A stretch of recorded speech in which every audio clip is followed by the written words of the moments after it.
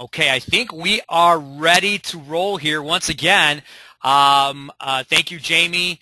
Again, these are training calls we do every Wednesday night at 9:30 p.m. Eastern Standard Time, where we have, again, some amazing, really the top leaders here in NHT Global, sharing some tips, nuggets, ideas, inspirational messages, business building topics to really help each and every one of you build your business regardless where you're building it around the world. So just put that down every Wednesday night.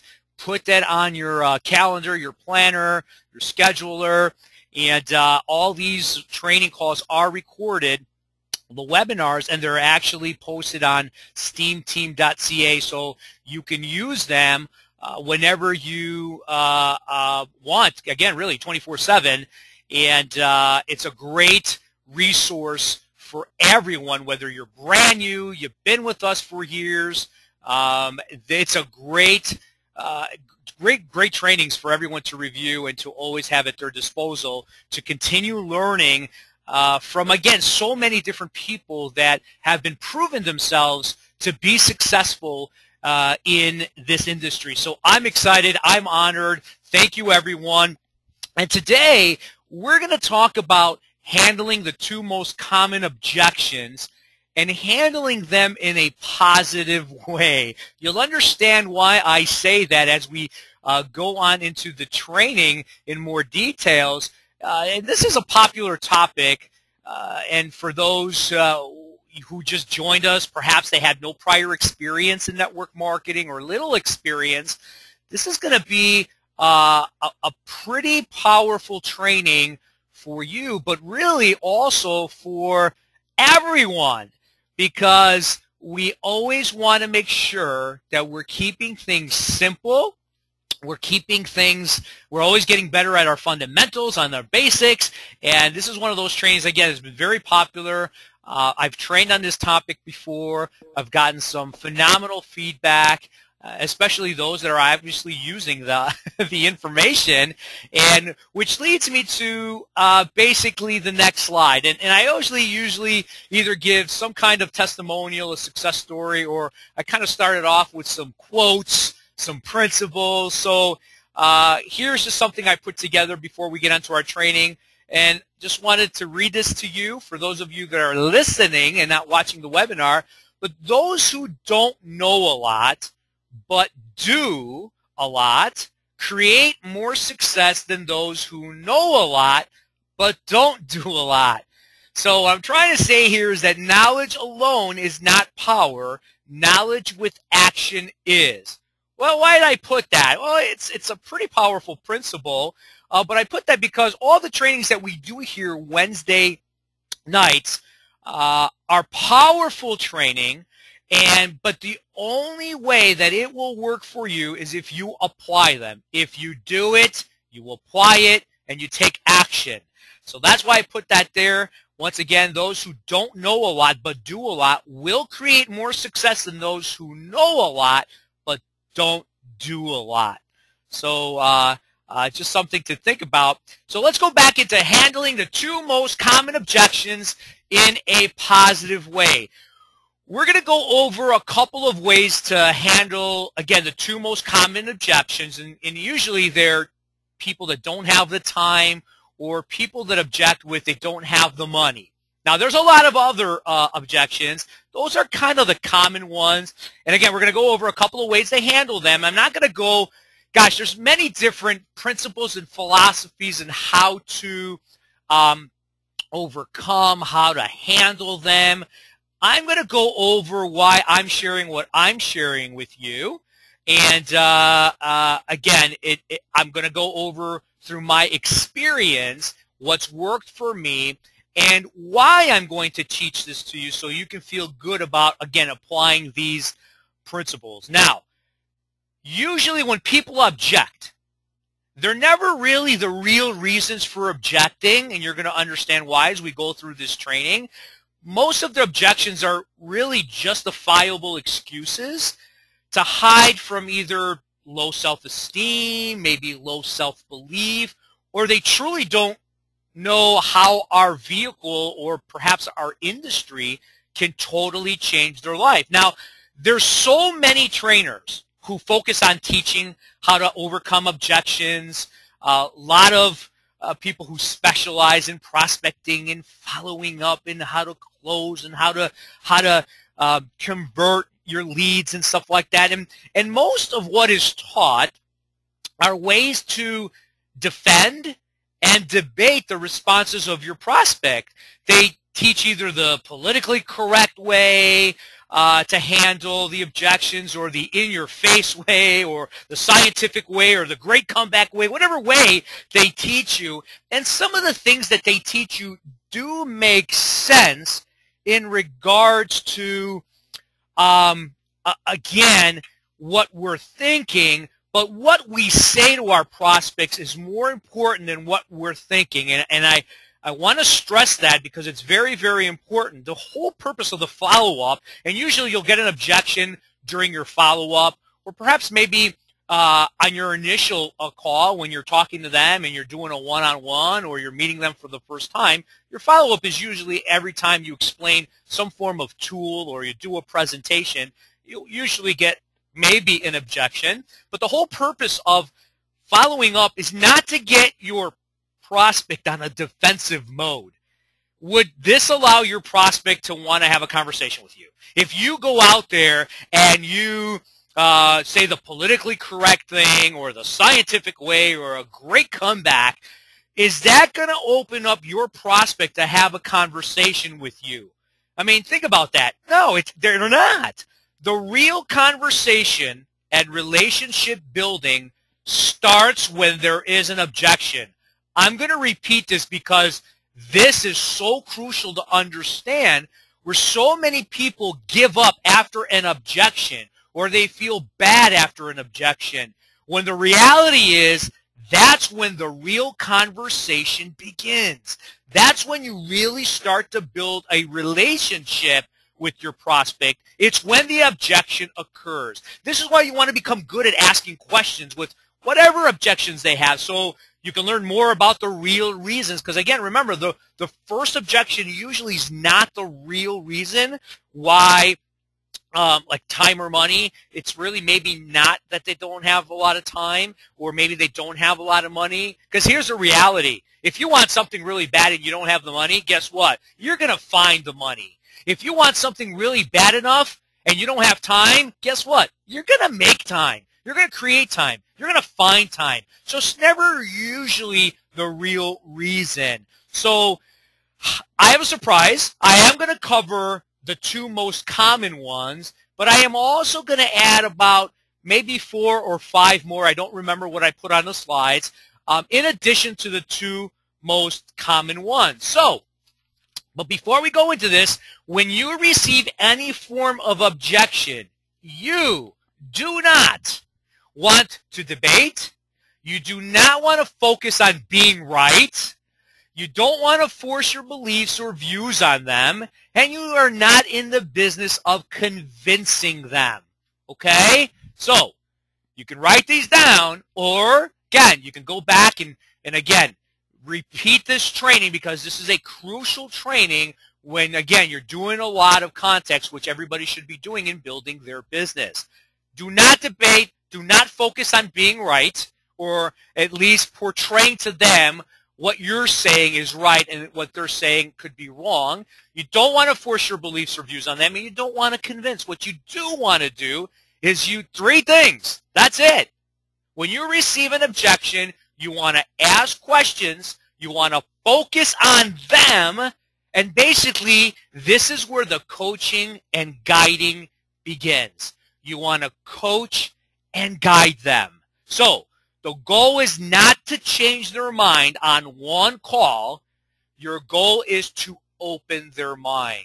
And you're not going to do it if you get into a debate, if you, again, focus on these do nots. Okay, I don't want to go over them again. So again, you will open their mind if you ask questions, if you really truly focus on them, and you now start to coach and guide them. So let's go over the two most common objections, and then we'll follow it up with some of the some other ones that you pretty much will get when you're sharing the opportunity of NHT Global to your people. And usually this will happen during a scheduled follow-up when you're going to find out what their interest level was when they reviewed, again, a webinar, a live webinar, recorded webinar, whatever tool you've given them.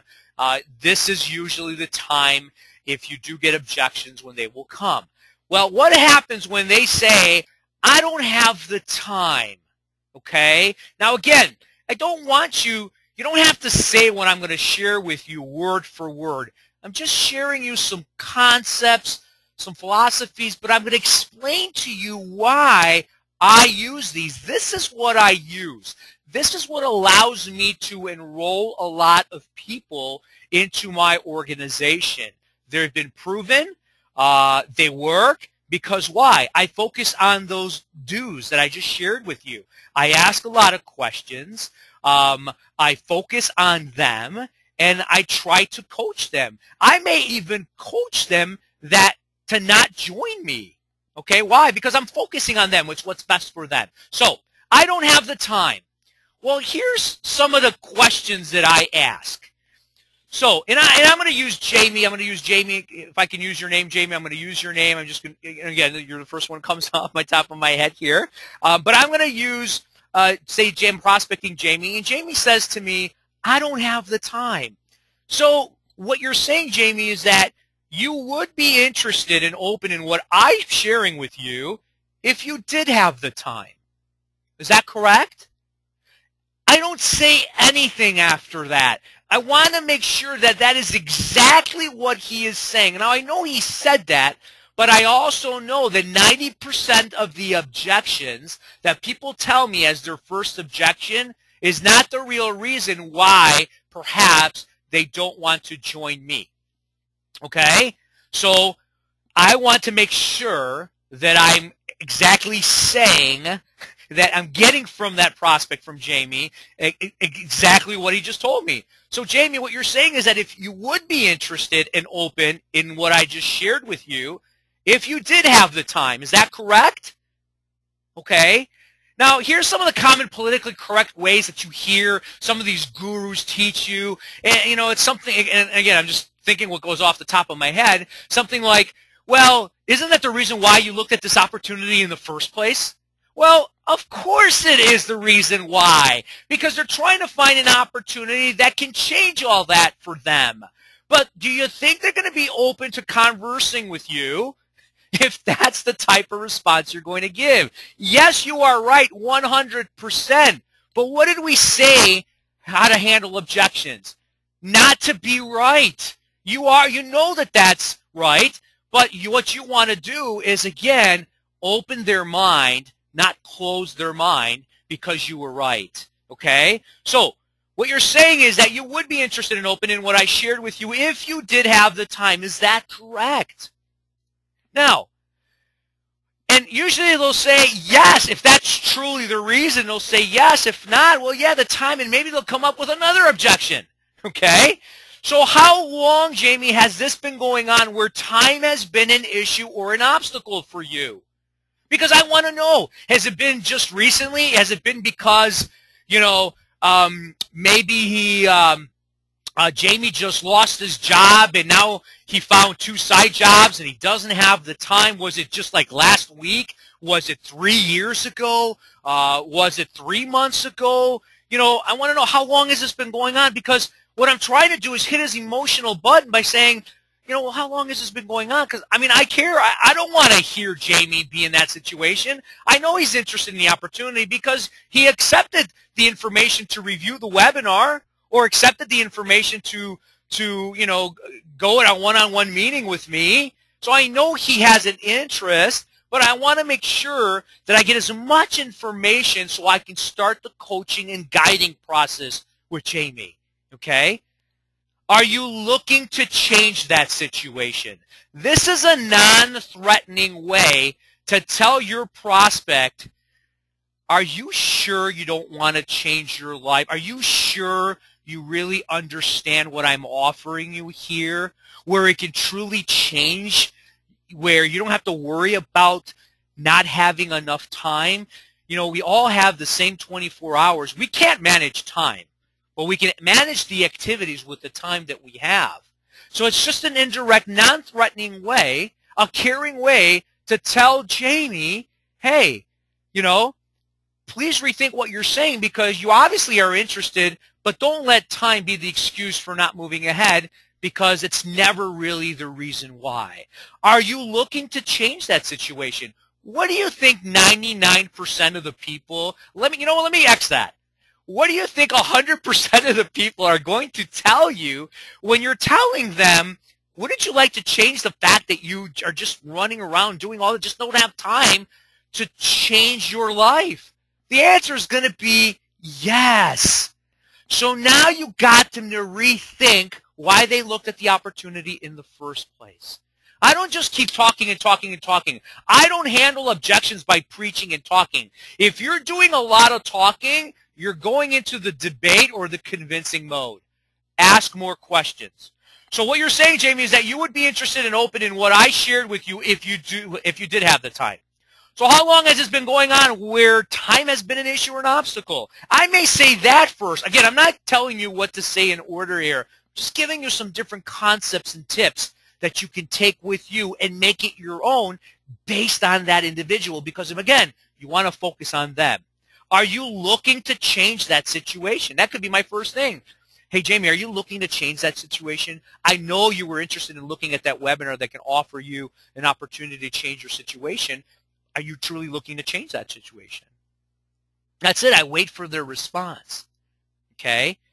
So let's move on to the next objection. It's usually this. I don't have the money. Okay? This sounds great, but you know what? I don't have the money. So I use the same philosophy, the same principle. So, Jamie, what you're saying is if you did have the money, you would be interested and open in joining this business, correct?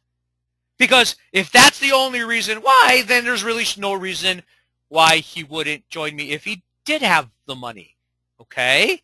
So I'm trying to make sure that that is the right reason, the real reason.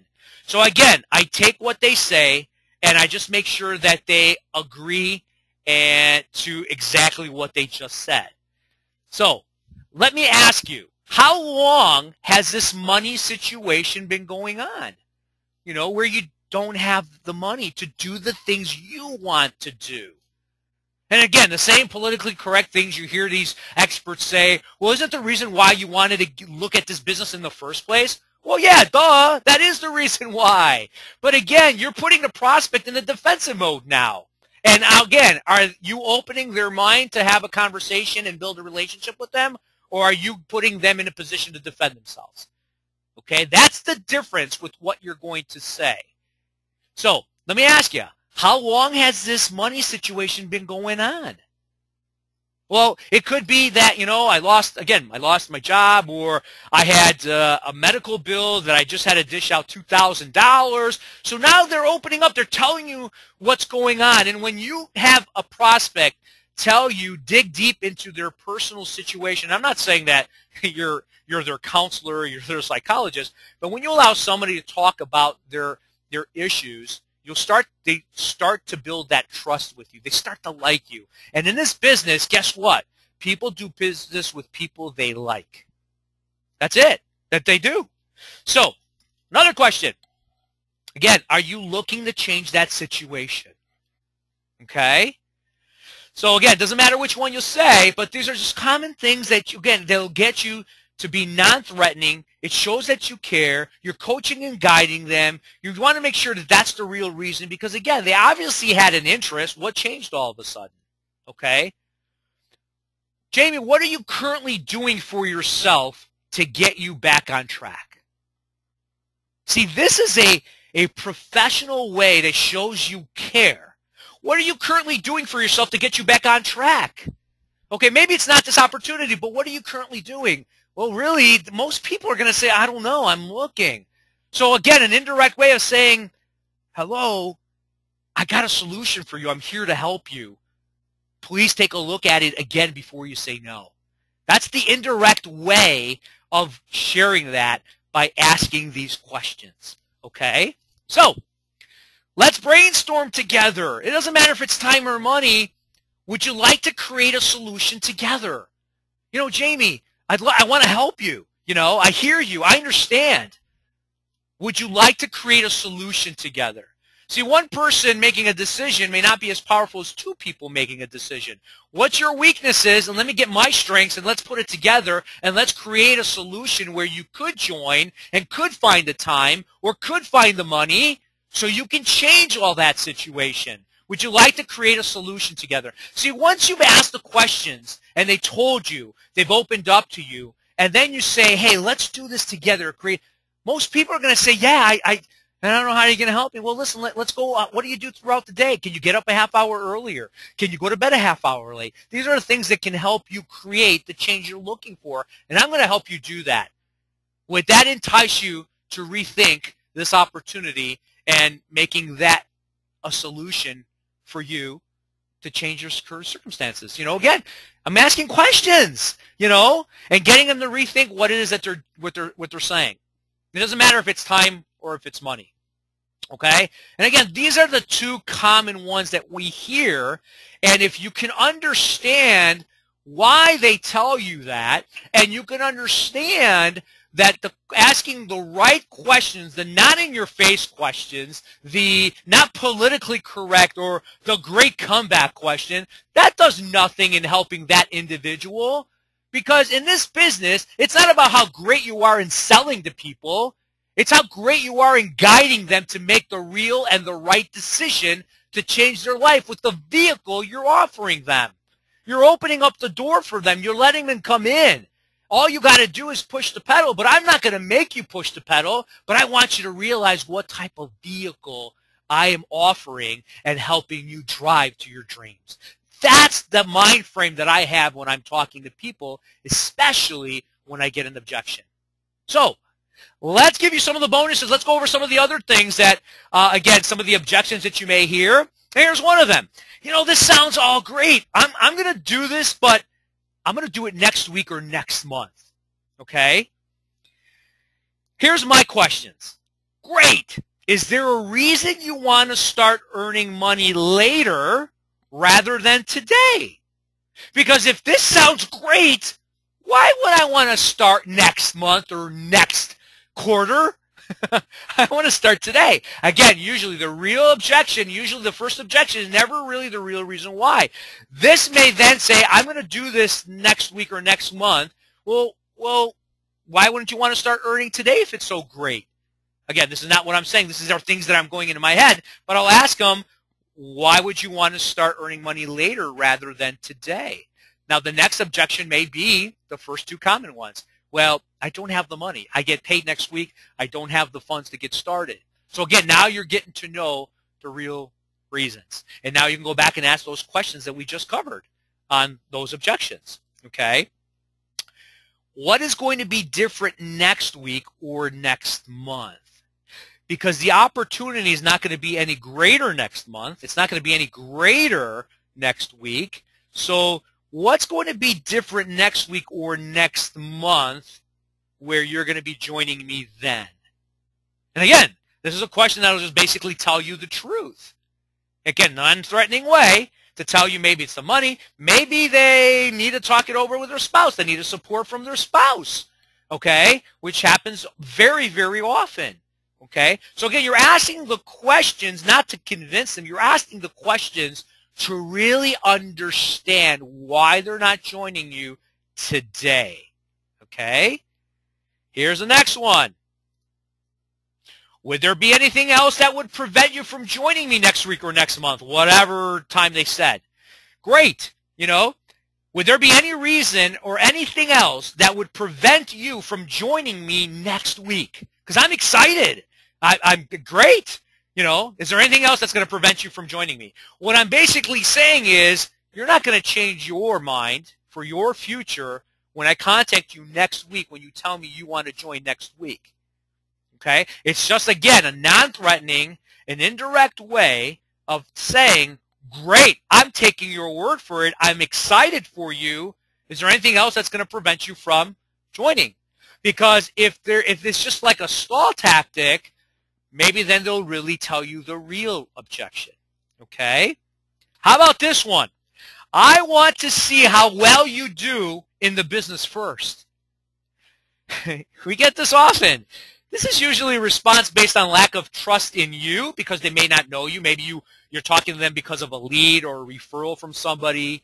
You don't really know you. Or they have lack of trust in themselves. Okay? So I want to see how well you do. Let me just tell you when I get stuff like that. Ding, ding, ding, ding. For me, that's a red flag that says this person is not a leader. That doesn't mean they can't turn into a leader. That does not mean they can't develop into a leader. But that tells me right now, boom, that that person is a follower. They're only going to do something if something else succeeds, which has nothing to do with them. So here are my questions. What does me being successful has to do with you? That's it. I don't know what he's going to... What does me being successful has to do with you? What type of results are you looking in me to achieve? So you want to see how well I do. Well, I'd be maybe making an extra $2,000 a month, and to me, that's not well. I want more. But is that well for you? I mean, what type of results are you looking in me to achieve in order for you to get involved? Why not make money together? I want to see how well you do in the business first. Well, why not make money together? Again, I'm asking questions. I'm trying to coach and guide them. I want to find out if that's the real reason why they're not joining me. And I want them to open up their minds and realizing that I'm offering them an opportunity, a vehicle that can change their lives. But I want to make sure whether they say yes or no, that they have all the information, the right information, perceive the information correctly, so whatever decision that they make, then I'll feel good about that. Okay? So, is this a pyramid type program? You know, you get this a lot, I don't really spend a lot of time with this. You know, you used to have people who wrote books and scripts and ebooks on how to respond to, is this a pyramid type program? You know, gone are the days where, you know, network marketing, for a lot of people didn't know what it was, but almost everybody now knows what network marketing is, multi-level marketing, the history, the successes it's created, where it's going. I mean, so this is a response from someone who has either no idea what network marketing is, or has been told by others they knew who were maybe involved, and usually it's those people that did nothing but expected something, and so they badmouth the industry. It's like, yeah, I joined, I didn't make anything, but the reality is they didn't do anything, so they go out there and tell others that network marketing doesn't work. So here are my questions when somebody says that. What do you mean? That's it. What do you mean? I don't go over, oh, is this the pyramid? What do you mean? You mean your job is a pyramid? That's when the CEO hires the manager, the district manager, who hires the manager, who hires the customer service, who hires the retail person or the bagger or the whatever. That's a pyramid. You know, your job is a pyramid. It's the blah, blah, blah. I mean, that's great. But again, you may be right, and that's true, but is that going to put your prospect in a defensive mode or an open mind mode? I guess I'll put them in a defensive mode because you just put them down, especially if they have a job, because now you're telling them that they're in a pyramid, when in their minds a pyramid is something negative. Okay? So here's what I say. This is it. What do you mean? Seems like you have a story to tell. What's your story? And they'll tell me. Maybe somebody else told them that, or, well, who is that person? Okay? I tried something like this before. It didn't work. And it's usually someone who's cutting you off as you're trying to talk to them. And, yeah, you know, I tried this before. I joined blah, blah, blah, and it didn't work. What didn't work? What didn't work? See, these are questions that get them to really dig in deep and not just say things just to say things. Well, what do you mean? What didn't work? Who got you started in that business? Mother, father, brother, neighbor, coworker, referral. You responded to an ad.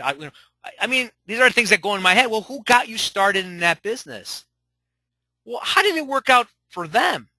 Because there's a lot of people that get enrolled by distributors who are very successful. So why aren't they successful? Because they probably didn't do what they probably should have done or know they could have done to build a business. But you're getting them to really think that it's not the company, business, or industry that doesn't work. Maybe it's you, or maybe it's the people you joined. I want to tell you that I have people in my team that I helped get started and earn money in a short period of time. And I've helped people that I've never met from around the world do that. Have you worked with a professional networker? Because a lot of people get involved because of their family members and blah, blah. Obviously, everyone starts somewhere. There's nothing wrong with that, especially if they're truly in it for the right reasons. But how about working with a professional networker? Have you ever worked with one? Because if they join people that never experienced success, now you're telling them, hey, you're a professional networker. And a professional networker, you don't have to make thousands of dollars before you can call yourself a professional networker. You know what a professional networker is? Someone who takes this business seriously, who's committed, who has a vision, who has a dream, who takes action, who makes things happen, who gets on calls, who calls and works with their upline, who goes out there and promotes and exposes their products and their businesses. That's a professional networker, regardless how much you get paid. All of you are professional networkers. So I want to tell you that I have people on my team that I've helped get started and earn money in a very short period of time. Have you worked with a professional networker? If they say no, well, no wonder it didn't work in the past. You may have not been plugged into the right people. And this is true. This is totally true in our industry. No wonder it didn't work in the past. You may have not been plugged in to the right people. So, that's my training. And again, I'm just giving you this. I could pretty much spend a whole day training on one of those objections and breaking it down into the psychology aspect, breaking it down from the coaching aspect. But I just want to give you some simple tips and concepts, ideas of how to ask questions, but really the why behind asking those questions. And I'll tell you what, out of the 10 objections, the 2 of them, if you use these approaches and these concepts, the 2 of them, you may wind up enrolling. And 1 of them may become your biggest leader. And guess what? That would be a phenomenal story you can share. Because why? People join people in this industry. People join people in this industry. If people like you, respect you, know that you care, you're coaching, you're guiding them, you know you have them at your interest, you're going to get people who are going to want to work and do business with you. Okay? That's it. And these questions that you ask them on the objections puts you in that position. So I encourage you, when you listen to this recording, to go back and not just write it down and look at the questions, but say the question in your head, and I want you to put in a position in a prospect that somebody would ask you that question, and put yourself in the prospect mind. How would that make you feel when those questions are asked? You'd probably open yourself up more. You'd probably rethink what you just said. You'd probably be a little bit more honest with that individual, and you'd probably say, you know what, this guy or this girl is really interested in helping me. Maybe I should take a look at it. Maybe I should invest more time. Maybe I should really listen to it and not just hear it. Okay? And I promise you, you do that enough, and you're going to convert a lot of people, not convince, but convert them because they made the decisions themselves. That you didn't force them to make the decision. And that's very, very powerful. And that's how you start to learn how to move people under, again, having them make the decision. So, before I end this training, Again, here's questions that I'd like to ask of you. And these are questions that I ask myself, I ask people in my organization, and something that maybe you should ask yourself on a consistent basis. So here they are. And then we'll call it a night here with our training. So, would you hire yourself to lead people and train them in your company? Okay? If you were the CEO of a company and you just hired yourself to run a multi-million-dollar company, would you hire yourself to lead people and train them in your company? Why? If you say yes, why? What qualities do you have that would make you hire you? I want you to write those qualities down. You don't have to do it right now, but I want you to write those qualities down. Are you applying those qualities daily and consistently? If no, why not? Why not? So, folks, that concludes our training for today. I want to thank you for allowing me to share some principles and concepts that I use that has helped me build a global organization. And again, this will be available for everyone who's listening right now and for those that you haven't enrolled yet. And all our trainings are put on steamteam.ca. And we're excited again to share our experience, our information, and whatever knowledge we use and share that work. We want to pass it over to you. These are the little things that can take your business to higher levels. These are the little things that can take a $500 paycheck and turn it into a $5,000 paycheck. So I want to thank you guys for joining us here tonight. Have a great night, and we'll hear you on our next leadership training call next Wednesday, 9:30 p.m. Eastern Standard Time. Andreas Papakostas signing off from Plainfield, Illinois. I want to thank all of you.